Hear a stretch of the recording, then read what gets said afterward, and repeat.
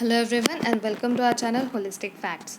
आजच्या आपल्या prelims prime व्हिडिओच्या सिरीजमध्ये आपण एक रिपोर्ट डिस्कस करणार आहोत ज्याचं नाव आहे ग्लोबल ट्रेंड्स रिपोर्ट आणि हा रिपोर्ट UNHCR द्वारा रिलीज केला गेलेला आहे. आता आपण बघूयात की न्यूज काय आहे. तर UNHCR म्हणजेच United Nations high commissioner for refugees या नावातूनच आपल्याला समजेल की ही रेफ्युजीजसाठी बनवली गेलेली एजन्सी आहे आणि युनायटेड नेशन्सचा एक पार्ट आहे. तर या एजन्सीद्वारा रिपोर्ट रिलीज केला गेला ज्याचं नाव आहे ग्लोबल ट्रेंड्स रिपोर्ट. याच्यात आपल्याला दिसतं की रेफ्युजीज जे आहेत किंवा जे इंटरनली डिस्प्लेस्ड लोक आहेत त्यांचा नंबर जो प्रॉपर डेटा आहे तो रिलीज केला गेलेला आहे. आता आपल्याला हे नोट करण्याची गरज आहे इथे की 20 जून म्हणजेच आज वर्ल्ड रेफ्युजी डे आहे. ठीक आहे, तर दरवर्षी हा रिपोर्ट रिलीज केला जातो आणि याच दरम्यान केला जातो. रेफ्युजी डेच्या आसपासच हा रिपोर्ट रिलीज केला जातो ताकी पूर्ण जगाला कळेल की प्रत्येक कंट्रीमध्ये किंवा आपल्या जगात काय कंडिशन आहे रेफ्युजीजची. ठीक आहे, तर आता आपण हे बघितलं की एव्हरी इयर रिपोर्ट पब्लिश केला जातो. हे खूप एक इम्पॉर्टंट स्टेटमेंट आहे प्रिलिम्सच्या दृष्टीने. आता आपण बघूयात की UNHCR काय आहे. आता United Nations high commissioner for refugees UNची रेफ्युजी एजन्सी आहे जी काम करते for saving lives of displaced people. त्यांना काही राईट्स मिळाले पाहिजेत, त्यांना प्रोटेक्ट केलं पाहिजे आणि त्यांच्यासाठी एक फ्युचर असण्याचे चान्सेस तरी ॲटलिस्ट आपण निर्माण केले पाहिजेत. हे सगळं काम UNची रेफ्युजी एजन्सी करते. आता हिला बनवलं गेलेलं होतं 1950मध्ये आफ्टर वर्ल्ड वॉर 2, जेव्हा मिलियन्स ऑफ युरोपियन्सने आपली कंट्री सोडून इकडे तिकडे राहण्याची व्यवस्था करण्याचा प्रयत्न केला होता. तर त्याच्यामुळे 1950मध्ये ही एजन्सी बनवण्यात आली होती किंवा एस्टॅब्लिश झाली होती आणि ह्याचं हेडक्वार्टर आहे जिनिव्हा स्वित्झर्लंडमध्ये. हे पूर्णच फॅक्ट्स इम्पॉर्टंट आहेत आपल्या प्रिलिम्सच्या दृष्टीने. आता आपण बघूयात की डिस्प्लेसमेंट इन 2019. तर या रिपोर्टमध्ये काय म्हटलं गेलं आहे. आता 8 करोड लोक म्हणजे 80 मिलियन पीपल व forcibly displaced by the end of 2019. 2019मध्ये 80 million 8 crore लोकांना डिस्प्लेस व्हावं लागलं होतं. आता 8 करोड म्हणजे आपल्या पूर्ण जगाची जी पॉप्युलेशन आहे त्याचा 1%. पूर्ण जगातल्या पॉप्युलेशनचे 1% लोकांना घर नाही आहे सध्या. त्यांना इकडे तिकडे राहावं लागतं आहे किंवा शोधावं लागतं आहे. सर्वायवलसाठी त्यांना फाईट करावं लागतं आहे. ठीक आहे, आणि ह्याच्यातल्या अर्ध्यापेक्षा जास्त चिल्ड्रन आहेत बिलो 18 इयर्स ऑफ एज. ठीक आहे, तर आपण बघूयात की फोर्सिबली डिस्प्लेस्ड पर्सन्स ज्या काही कॅटेगरीज बनवल्या गेल्या आहेत युनायटेड नेशन्सची जी ही एजन्सी आहे UNHCR याच्याद्वारा, तर ते कोणते कोणते ते बघून घेऊया. असायलम सीकर्स पहिले की ज्यांना स्वतःची कंट्री सोडून दुसऱ्या कंट्रीमध्ये जावं लागतं, इंटरनॅशनल बॉर्डर क्रॉस करावी लागते आणि मग ते तिकडे आल्यानंतर ज्या कंट्रीत ते पळून आलेले आहेत, ठीक आहे, तर तिथे ते अप्लाय करतात की आम्हाला असायलम द्या आणि मग त्यांना म्हणजे ते अप्लाय करतात की आम्हाला एक ॲज अ रेफ्युजी तुम्ही ट्रीट करा, कारण मग मटेरियलिस्टिक ज्या गोष्टी असतात त्या कंट्रीद्वारा अशा लोकांना प्रोव्हाइड केले जातात आणि म्हणूनच मग त्यांना त्याच्यानंतर रेफ्युजी हा टॅग दिला जातो. इंटरनली डिस्प्लेस पर्सन म्हणजे मॅन मेड किंवा नॅचरल डिझास्टर्सच्यामुळे जे लोक डिस्प्लेस होतात एका जागेवरून पण आपल्या स्वतःच्या कंट्रीच्या आतमध्येच डिस्प्लेस होतात. त्यांना घर तर सोडावं लागतं पण कंट्री सोडावी लागत नाही. तर असे लोक इंटरनली डिस्प्लेस्ड म्हटले जातात.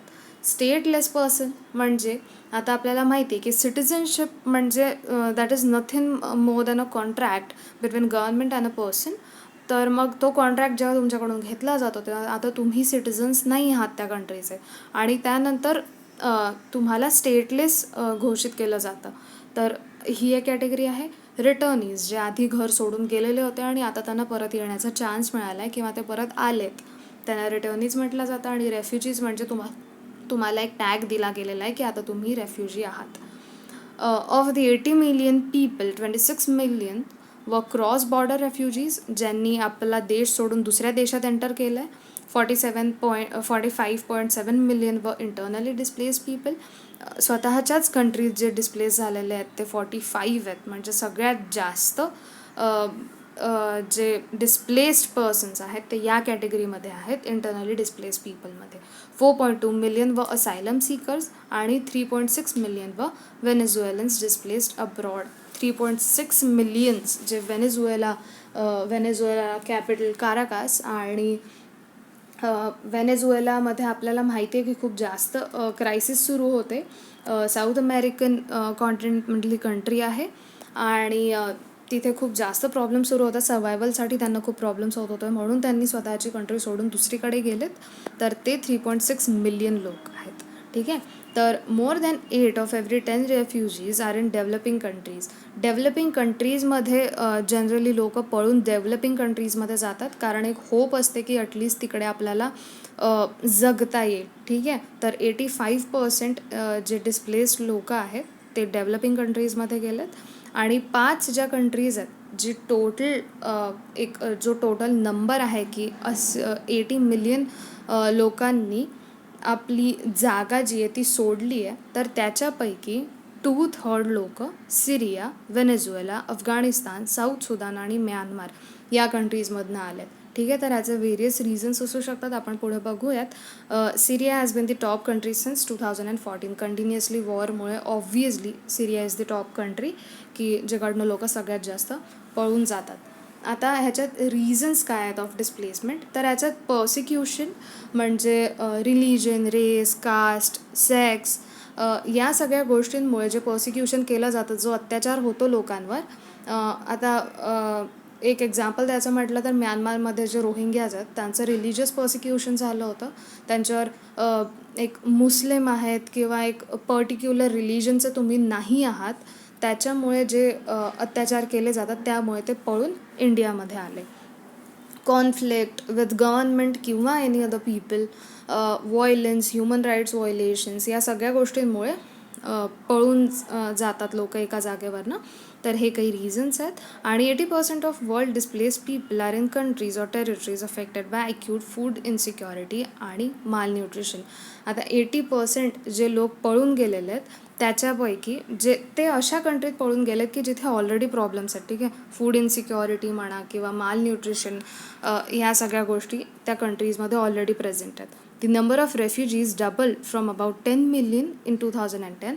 2010 ते 2019च्या दरम्यान आपण जर का बघितलं तर 10 मिलियनपासनं 20 मिलियनवरती हा नंबर पोहोचला. त्याच्यामुळे खूप जास्त डिस्प्लेसमेंट आहे आपल्या कंट्रीमध्ये, आपल्या वर्ल्डमध्ये लोकांचं खूप जास्त डिस्प्लेसमेंट होतं आहे. आता आधी हा जो नंबर होता, आधी जे चान्सेस होते की 2010 किंवा 2005मध्ये की 200 लोकांमधनं किंवा 150 लोकांमधनं एक जी व्यक्ती आहे ती डिस्प्लेस होते आहे, पण तो नंबर आता कमी होऊन डायरेक्ट 97वर आला आहे. 97 लोकांमधनं एक जो व्यक्ती आहे तिला डिस्प्लेस होण्याचे चान्सेस आहेत आता.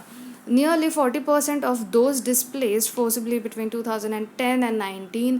आता ह्याच्यात अर्ध्यापेक्षा जास्त लोक, आपण आधीच बघितलं होतं की अर्ध्यापेक्षा जास्त लहान मुलं आहेत. 18पेक्षा जास्त वय नाही आहे त्यांचं. In the 1990s on an average 1.5 million refugees. आता 15 लाख लोक 1990sमध्ये ॲटलीस्ट स्वतःच्या घरी परत येऊ शकले होते, पण हा नंबर कमी होऊन आता 3 ते 4 लाखमध्ये आला आहे. ठीक आहे. 3 ते 4 लाख लोक हार्डली स्वतःच्या घरी परत जाऊ शकत आहेत, नाहीतर ते लोक तसेच राहतात जिथे ते पळून गेलेले आहेत, टेंट्समध्ये आयुष्यभर. तर आजच्या व्हिडिओमध्ये इतकंच होतं. हा डेटा तुम्ही लक्षात ठेवा आणि सबस्क्राईब करा टू होलिस्टिक फॅक्ट्स.